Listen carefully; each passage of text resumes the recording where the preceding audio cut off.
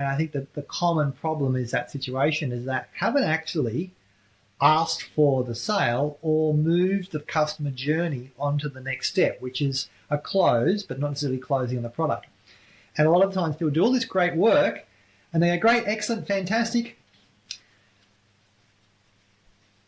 They're not pulling the credit card out. What do I do next? As opposed to, hey, so how do you want to pay for that? Oh, actually, that's a good question. I'm not quite yet. Oh, and now we've got an objection. So I think the first and foremost thing is why we often don't get objections, because we don't actually ask for the sale to push to that point of the objection to come up. All right, so that's probably the first lesson to take, and probably the easiest one to solve. And pretty much the majority of people we work with, that they stop at the actually asking for the next step in that sale or next step in the customer journey, or asking for the order would be the old way of saying it.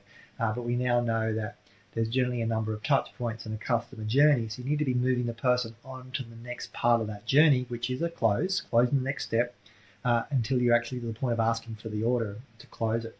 I think the other thing that comes up in there is sometimes people are a little bit fearful of conflict. And again, I'll put that back onto the salesperson here, where they haven't actually built enough rapport for that person to feel safe to be able to honestly ask and go through and do that.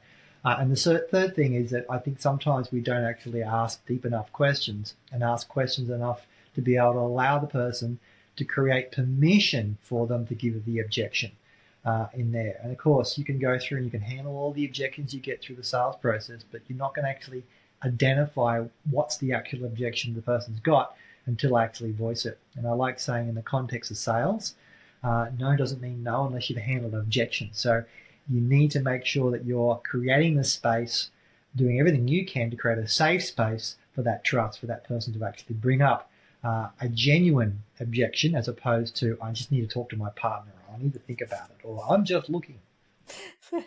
Love it.